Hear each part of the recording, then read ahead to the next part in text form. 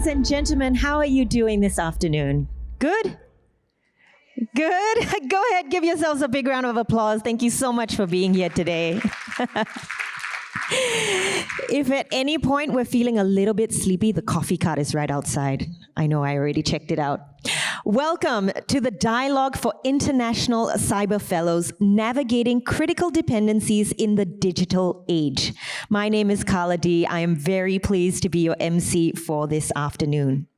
To begin today's program, please join me in welcoming to the stage Mr. Artis Batulis, Ambassador Designate of the European Union to Singapore. Mr. Batulis, please.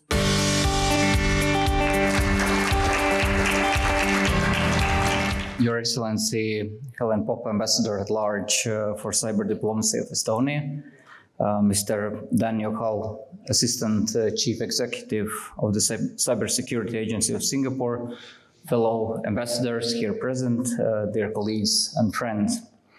On behalf of the European Commission and the EU delegation to Singapore, I want to say a big thank you to Estonia, its Ministry of Foreign Affairs, the E-Governance Academy, and the Cybersecurity Agency of Singapore for hosting us and organizing this side event during the Singapore International Cyber Week.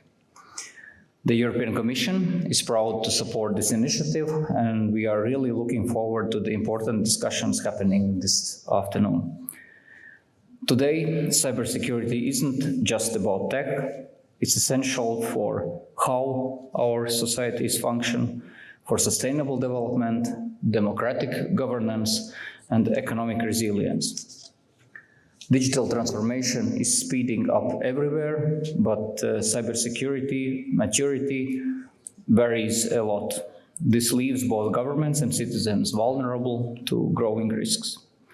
Malicious cyber activities like ransomware attacks, disinformation campaigns, and exploitation of critical infrastructures are becoming more frequent and sophisticated. Recent incidents and ongoing threats show we need to work together to build coordinated resilience. Through the Global Gateway Strategy and Investment Agenda, the European Union is investing heavily in resilient and secure infrastructures. Our international digital strategy emphasizes stronger cooperation with partner countries on secure digital infrastructure, emerging technologies like AI and cybersecurity. Our political and financial commitments to supporting enhancing cyber resilience globally has considerably increased over the last few years. Global, regional, and national initiatives have been formulated alongside partner countries, such as our Safe Digital Boost Africa program, in which some of you have been involved.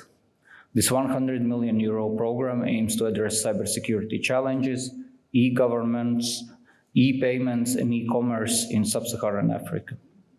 We are also engaged with partner countries in various regions, in Latin America and the Caribbean through the EU-LAC Digital Alliance, and in Asia, notably through our Team Europe initiative for secure connectivity in Central Asia. Working closely with the European member states in a Team Europe spirit is crucial for achieving our goals. It's great to see many of them here in Singapore to participate in this week's discussions. The Tallinn Summer School of Cyber Diplomacy is a perfect example of cooperation between the European Commission and EU member states like Estonia. It's become a flagship of our cybersecurity efforts, helping raise awareness about cyber issues and building a diverse network. In our increasingly digital world, the line between convenience and vulnerability is thin. Every click, every connection, every piece of data is both tool and a target. As technology advances, so do the threats that exploit it. So let's dive in with our panel, our roundtables, to explore how we can build not just stronger networks, but smarter, more resilient digital societies. I wish you all insightful and thought-provoking discussions that will bring us even closer together in our joint efforts to sustain a free, open, safe, and secure cyberspace. Thank you very much and good luck. Thank you so much for that opening address, Mr. Batulis. Now please join me in welcoming to the stage Ms. Helen Popp, Ambassador at Large for Cyber Diplomacy, Ministry of Foreign Affairs of Estonia. Ms. Helen, please. Ladies and gentlemen, dear colleagues and friends, let me begin by sincerely thanking CSA for co-organization this important event and for the warm welcome extended to all of us.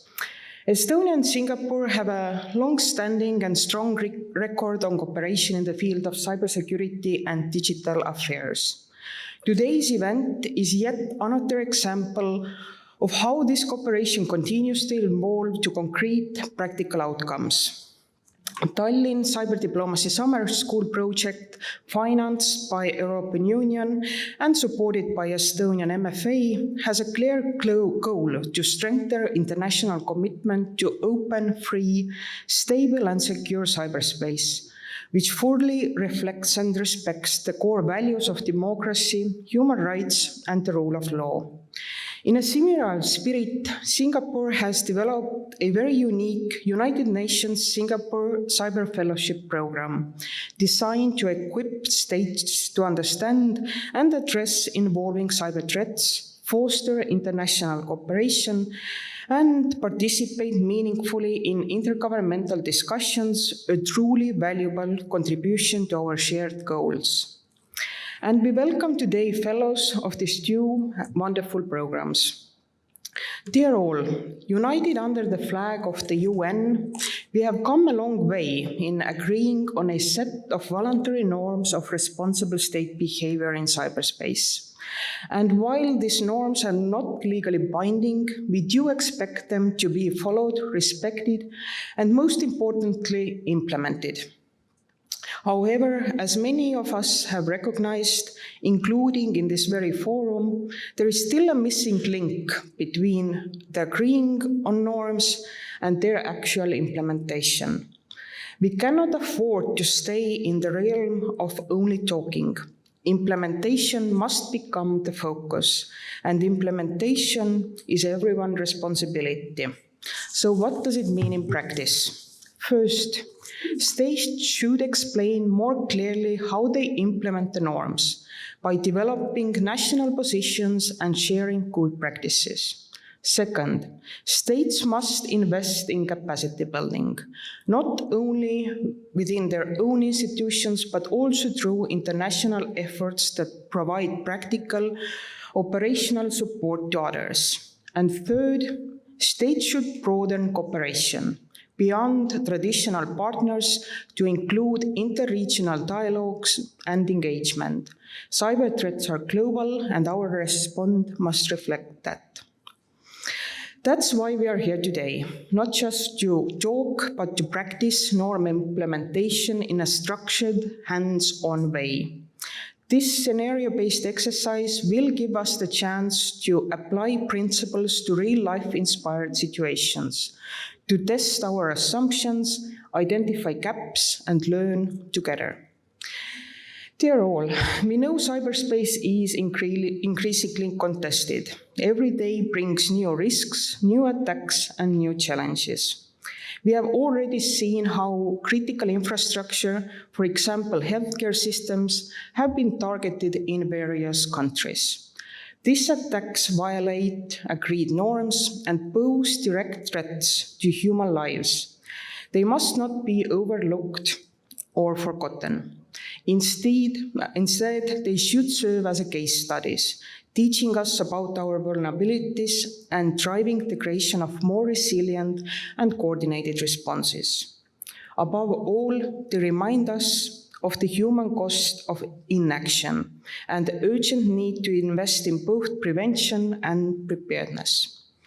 In summary, we have the norms, we have the frameworks, now we need to act. By working together, sharing experiences, building capacity, and strengthening cooperation, we can ensure that these norms become more than just words. They can become real tools for progress in securing cyberspace for everyone. Let us use this opportunity to move forward practically, collectively and with urgency. I wish you all a productive and engaging discussion. Thank you. Thank you so much, Ms. Helen, for that wonderful speech. Now, let us welcome Mr. Dan Yok Hao, Assistant Chief Executive Officer, National Cyber Resilience Cybersecurity Agency of Singapore. Mr. Dan, please. Good afternoon, Your Excellencies, Ambassador Kala, Ambassador Helen Pops, and Ambassador Batulis, distinguished guests, colleagues, friends, and fellows from both the Tallinn Cyber Diplomacy Summer School, as well as the UN Singapore Cyber Fellowship. I'm glad to see that the program has brought together a diverse range of fellows from far and wide, with different geographical backgrounds, and also overseeing a range of issues ranging from policy, technical, operational, and diplomatic portfolios. It gives me great pleasure to welcome all of you to Singapore, and I hope that you have had a fruitful experience over the past few days here at the 10th edition of the Singapore International Cyber Week. Now, in today's climate of heightened geopolitical tensions and emerging cyber threats, states need to come together to counter these cyber threats together for the collective economic and social betterment of our citizens. Advancing our collective cyber resilience will require us to strengthen international cooperation. And this has been the emphasis of the various panels, discussions, and high-level plenaries on diplomacy, where we explore the intricacies of navigating the borderless cyberspace. Singapore sees great value in cyber capacity building initiatives, and we will not be seated here today among peers from across the globe, if not for the concerted efforts of countries such as Estonia, who had conducted the Tallinn Cyber Diplomacy Summer Schools for the past 6 years. From our own perspective in Singapore, we would not have had the benefit of the cross-regional learning and exchange of information, ideas, and best practices, if not for the UN Singapore Cyber Fellowship, which CSA has conducted since 2022. There is value to capitalize on these valuable networks and the momentum that both fellowships have built up over the years. And one way we think we can do this is to enhance the networking opportunities of past distinguished fellows from both these programs. On our side, CSA is collaborating with the UN Office of Disarmament Affairs to develop the UN SCF portal. This is an online platform to connect past UN SCF alumni from across different batches to foster meaningful, comprehensive cyber discussions. And we will be launching the portal in early 2026. Platforms like the portal and today's dialogue and exercise will build strong friendships and networks, which is important. Cybersecurity is a team sport, and our ability to work together is a recognition that cyber threat is not just a shared issue, it's a shared issue and not just a problem of a few countries. Through today's scenario-based exercise, I hope you will engage partners and friends whom you may not otherwise have the chance to meet, hear, or to network with. I hope that you also learn to manage the challenge of juggling policy, legal, diplomatic, technical, and operational considerations when dealing with such cyber issues.